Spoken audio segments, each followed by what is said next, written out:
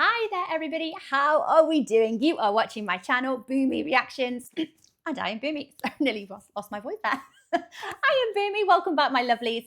So today guys, I would like to share with you another Lost in the Pond video. We're back with Lawrence and he's going to be explaining some of the adorable, comical differences between culture in the US and in the UK. So on today's video, we're looking at the differences between the US fall and the UK autumn, besides the terminology here. So let's see what's so different. I imagine the weather's a little bit different. So here in the UK, we can look forward to more rain. It's always a good autumn when there's, you know, not an awful lot of rain. I don't like wind. It gets a lot windier this time of year. I like when it starts to cool down a little bit, you know, a little bit chillier. You know, and the crispy leaves are on the floor. It's very, very nice, but rain, I know, it's the bane of our existence here in the UK. So let's have a look at these differences. And as ever, guys, if you're enjoying these reactions, please like and subscribe to my channel. Thank you so, so much.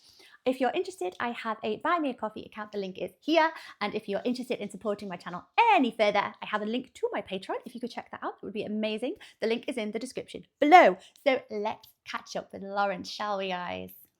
America, and I have lived through 17 of these now, and my team thought it would be a good idea to ask you lot to submit questions to me about my experiences with American fall. I have to confess, I haven't read any of these questions in advance, so what I say will be from the top of my head, which is always a recipe for both disaster and hilarity. And if those are two things that you like and you haven't had a chance to subscribe to this channel, do that now. Oh, I'd love, oh my gosh, I would love to ask Lawrence a question. What would I ask him? Oh my gosh, I don't know. Oh, just a quick note, guys. So this video has come as a request from the lovely Mike, my friend Mike. Thank you so much, my friend. So this video is quite a recent one as well. So it was only released, I think, maybe a few days ago. And you know me, I'm late to every party and it makes a change. So it's cool. This video has only just come out.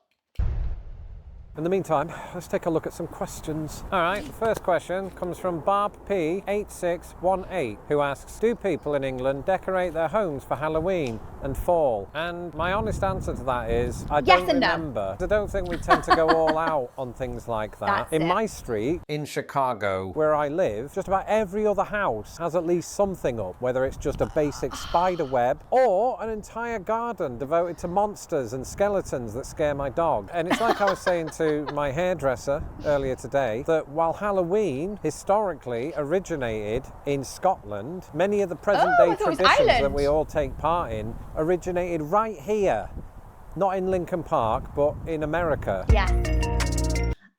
It's great. Yeah, I've mentioned this a few times, haven't I, guys? So you guys do Halloween bigger and better than we do in the UK. Absolutely. And it's a shame because I love Halloween. Like I say, it's my favorite time of the year. And we just don't get into the spirit as much as you guys. I'd say it's 50-50. I'd say walking down most streets on Halloween, or even at, you know, any time in October, you probably find about maybe half of the houses make some kind of an effort. Some people will make a little bit of an effort just to humour trick-or-treaters and kids, which is fine. But then you get houses a little bit more like moi that like to make a little bit more effort and like to make a little bit of a spectacle of their house. So we've got hanging spiders, giant spiders. They're not real, obviously. You know, and skeletons of bones in the garden, and it's just so much fun. Got lights going in the windows. So I'd say it's 50-50 whether people participate in it or not. There's not that many houses. I'd say maybe 10% of houses put a good amount of effort in. I'd like to consider myself part of that 10%. But it is a shame. I would like to see more houses getting involved. The volume of trick-or-treaters that we've had this year has increased substantially. I think we've had about 5 times more trick-or-treaters this year, which is excellent. I love to see people getting into the Halloween spirit.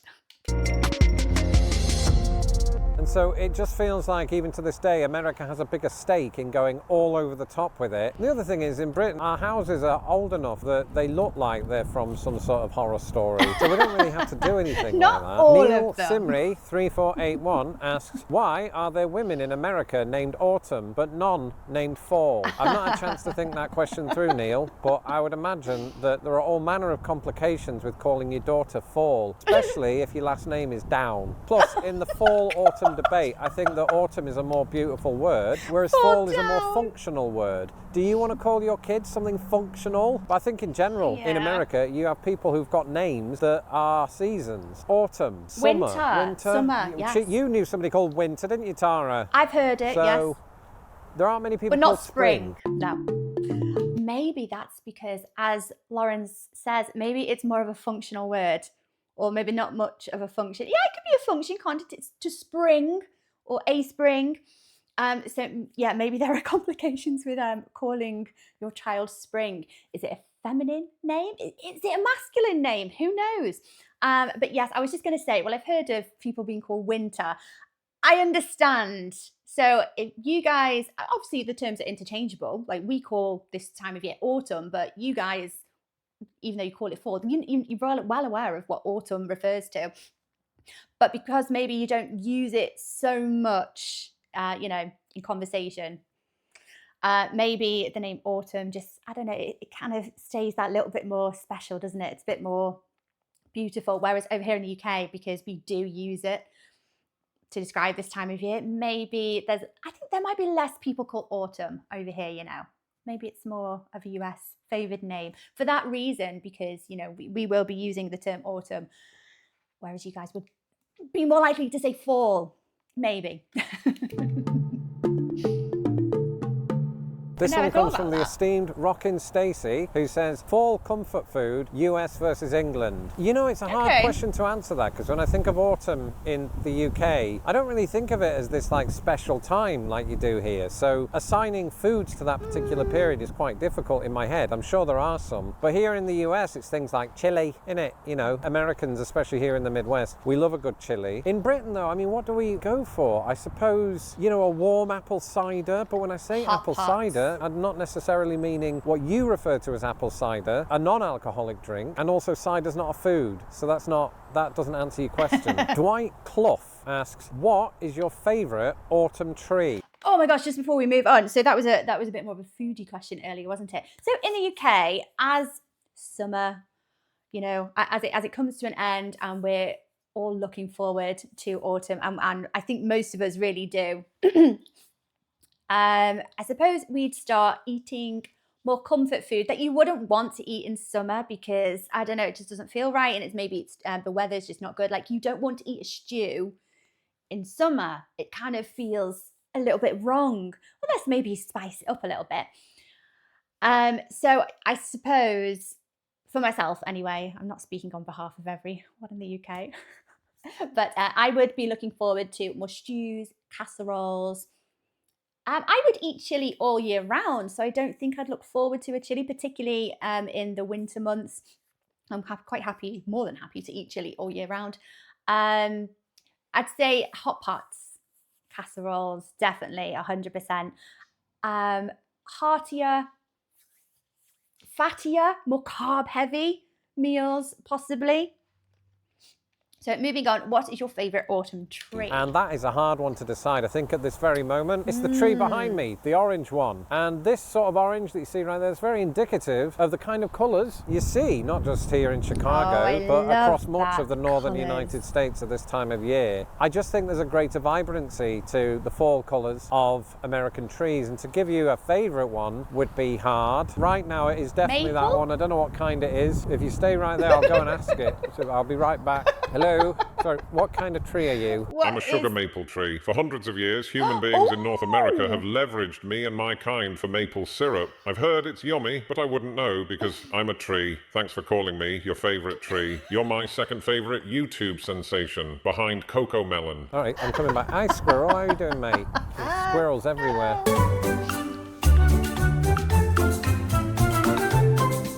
Oh, I'll let you know a little interesting thing, which I'm sure a lot of you are already aware of. So our squirrels. So the native squirrel in the UK is the little red one, the little orange coat, red colour, and they are absolutely beautiful. They are gorgeous, gorgeous squirrels. They are smaller, so in size, they're quite little really. And quite a while ago now, I couldn't tell you how long ago it was, grey squirrels were brought over to UK, and they're hardier than our squirrels, and they have a more varied diet. So they've thrived and they've bred, but they're pushing the numbers of the smaller red squirrel dangerously low, into the point of endangerment. But they've got colonies around the UK. I think they're trying to reintroduce them.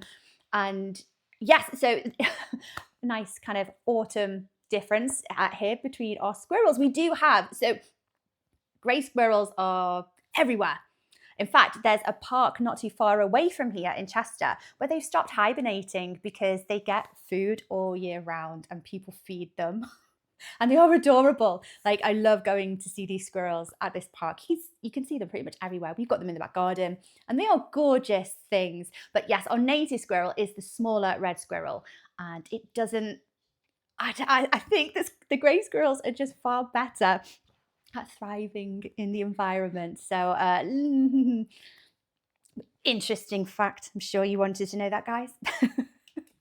I like Gloria, a Japanese 68, ace tree, says, you know. never forget Gorgeous. pumpkin. Everything pumpkin. And it's true. In my last video, I told you that Iowa produces more corn than any state in the nation. Do you know which state produces the most of these? Not these. This is fake, but real pumpkins. The answer, Illinois, the state that I'm currently in. You won't see many of them being grown here in Chicago itself. They're usually in the kind of rural places. Warty Gloria's pumpkin. right. Pumpkin, being orange, is sort of a natural symbol for autumn in America, and it serves so many purposes And the at harvest. Halloween, but also beyond. You know, you create things like pumpkin pie. Yes. Americans love those. I don't know that they're quite so popular in Britain. However, pumpkins themselves have, since I left, started taking on more of a role in British autumn life. Gospel Girl.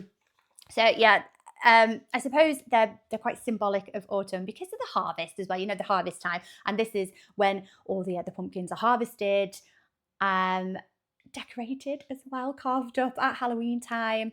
And food, culinary pumpkins, not so much of a big thing in the UK, believe it or not.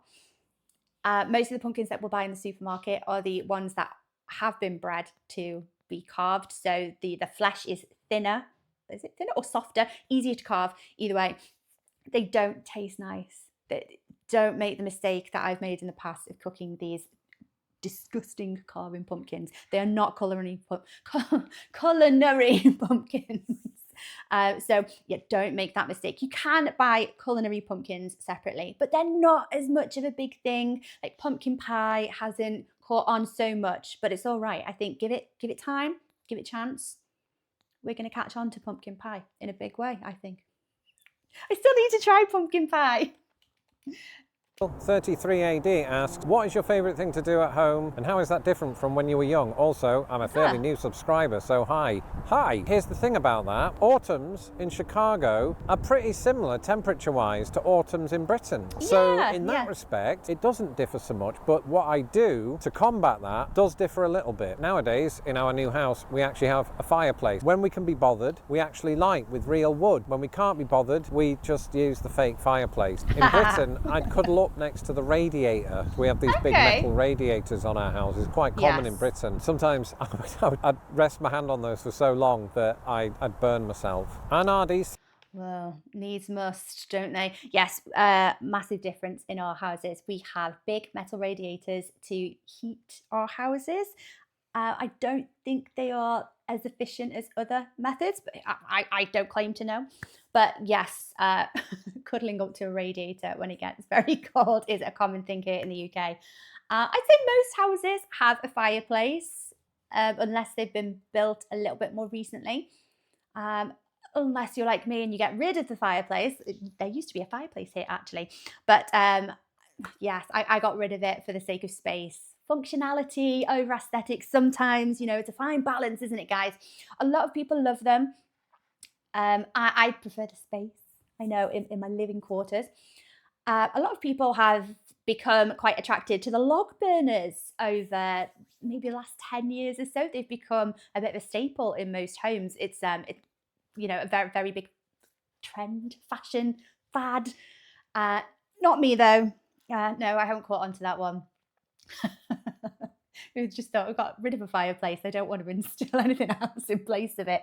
But yes, yeah. 7112 asks, will you come and rake my leaves? And I don't have a going rate for that kind of job, but when I first moved to America, that was my first job at the behest of my parent-in-laws, who paid me a small amount of money. And I hated it. It was a lot of work to do with one rake in a massive backyard. You've got to remember that backyards in this country typically are bigger than backyards in Britain, so the job is just so much greater. And I just don't think that I was compensated fairly. But the thing is, as well, it's such an unrewarding job because you rake them, and most of the time, like if it's in the UK, you're battling wind. So wherever you rake them up from, you're going to make a little pile, and the wind's just going to go whoosh back where they came from. So it's a very, very unsatisfying, unrewarding job. Leaf blowers are a thing in the US, aren't they, guys? I think they've caught on a little bit over here, but generally speaking, I think a lot of people just don't even bother because the wind's just going to blow them into the corners of the garden anyway. Or, you know, I've seen a few leaf blowers in the supermarkets or the, you know, the DIY stores. I've never purchased one, but they look like fun, like a reverse kind of, or like a kind of hairdryer, but for leaves, obviously. I'd like to give them a go. They look quite entertaining to play with, actually. The leaves that fall on the ground, they're less wet. It just feels like it rains in Britain, and all the leaves just get like all pushed to the side of the road in one big wet clump. So it's easier to pick them up probably. You just get a shovel and put them in a bin. Here, they're everywhere. I mean, look, you can see them on the ground. So the short answer to that question is no, I'm not going to rake your leaves. Tremors fan asks, have you ever... Oh my gosh, just before we move on. Yeah, that is a really good point. So they just kind of turn into this kind of mulchy, kind of sloppy, gross mess. So it's actually easier to wait until it rains a little bit, which is guaranteed in the UK, by the way. It's not an if, it will rain. So then go out with your snow shovel and just plop them in the garden bin. So much easier.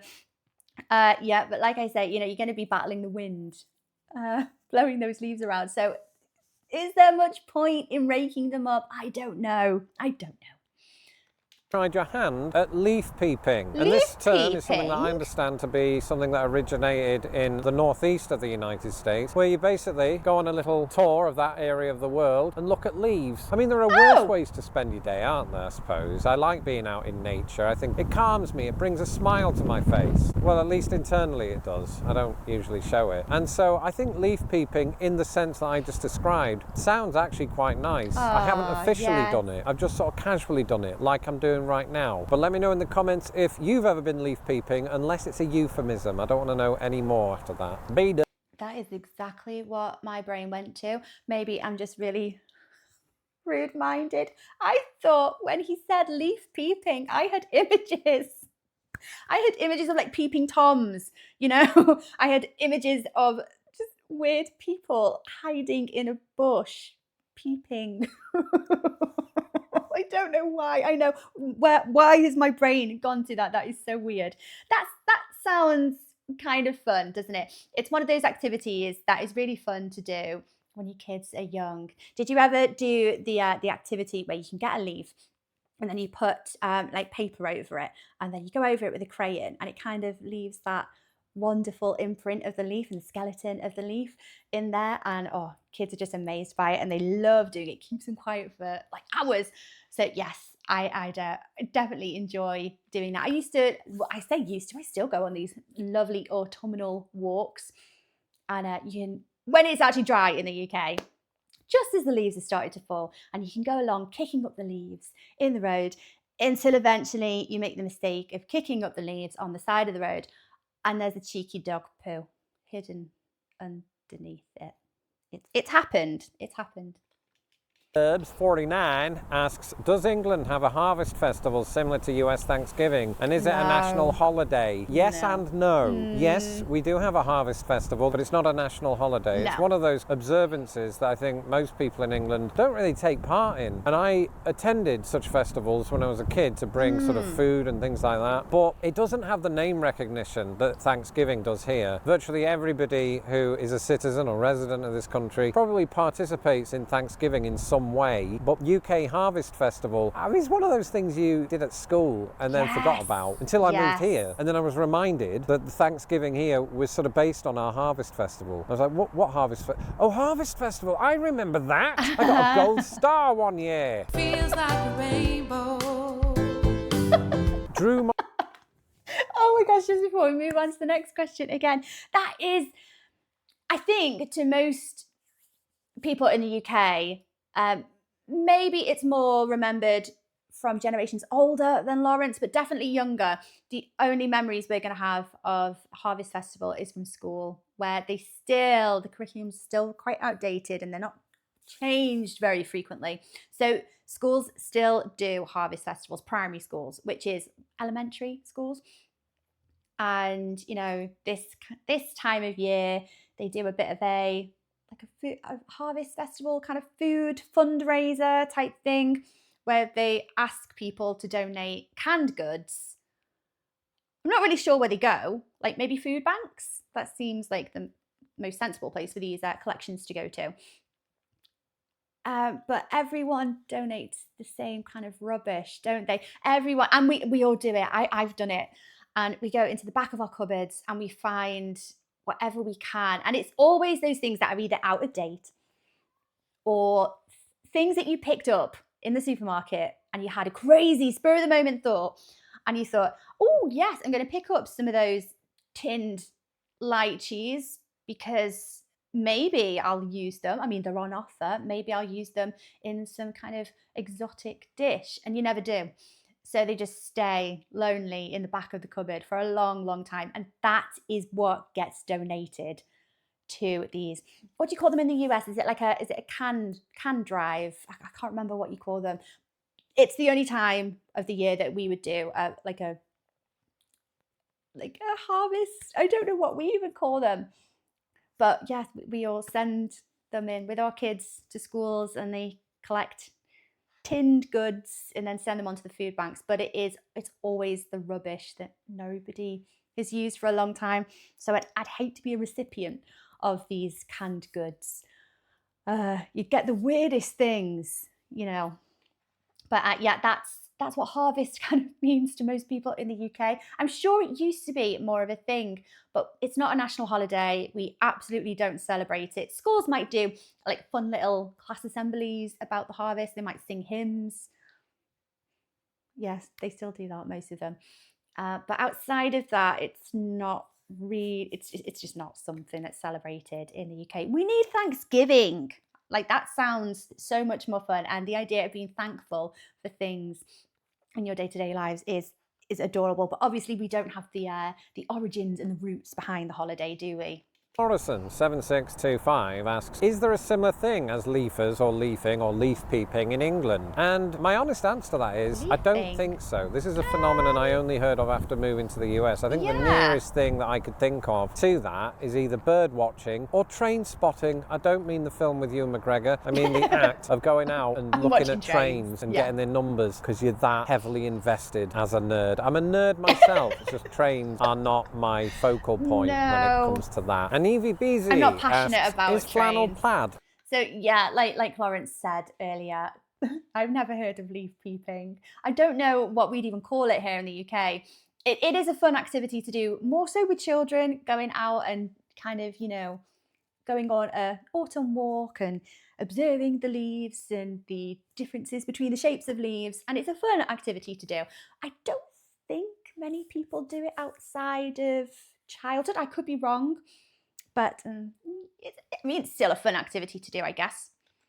a thing in the UK during autumn. Not as much All as it year is here round. by any stretch. For instance, when Karen Gillan wore flannel in Doctor Who, she looked American, whereas when she met me, she looked starstruck, let's be honest. But the word flannel in the UK, typically speaking, means something else. It means Oh my a gosh, it washcloth. does. So I think some people might get linguistically confused, but I will say this, I love flannel shirts. In the past 2 years, I've started wearing them. It is my slow march to becoming a Midwesterner. Lil Big Rig W9. Oh, before we move on, right, so it's not so much of a big thing in the UK. It was a few years ago, just as a bit of a fashion trend when it came around, and all of a sudden all the shops were selling all of these lovely check, plaid, whatever you call them, flannel shirts. And you know, I think I've got about 4 in my wardrobe. I enjoy them. I don't think we tend to get into them as autumn comes along, but then again, why would you wear them in summer? So maybe we do. So yes and no. 904 asks, what was hay rides like in the UK? Well, what you have to remember is that in the Hay UK, rides. that is our primary mode of transport. I'm kidding. We've moved on from those days, thankfully. You know, I only have vague memories of doing hay never done rides as a one. child. It was, I'm sure, good, you know, from what I can remember. I've also only done one hay ride in this country. I fell asleep halfway through because I realised it doesn't get me from A to B anywhere near as quickly as jogging. But I also don't like to jog, so it made up for that. And finally, ChatGPT has. Oh my gosh. I didn't even know hay rides were a thing. I've not been on one. So I wouldn't know. We see tractors.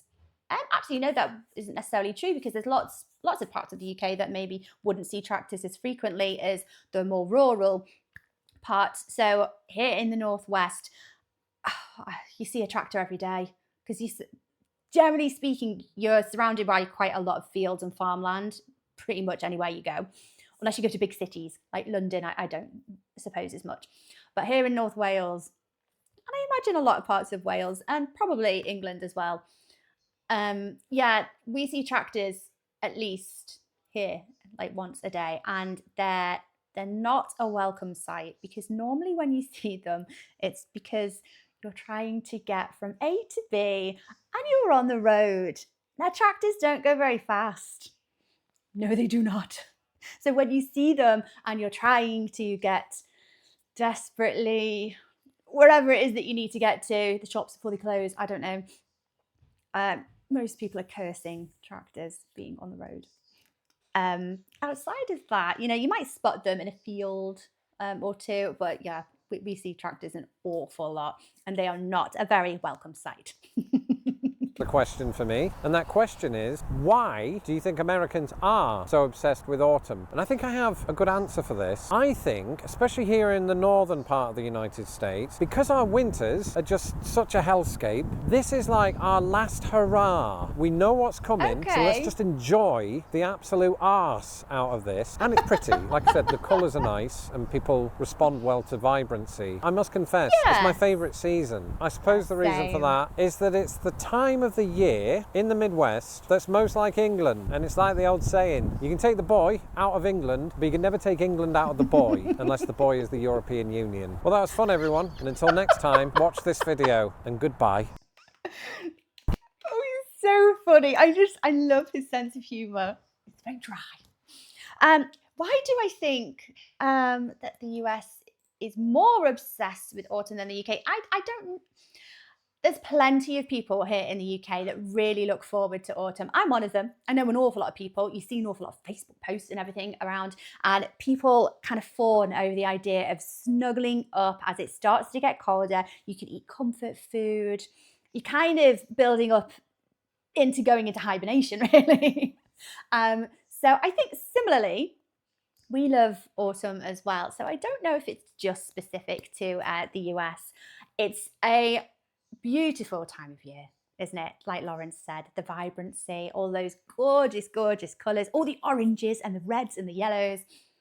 And maybe it is that, you know, we're going into the darkest time of year. It's going to be a little bit depressing. It's the coldest time of year.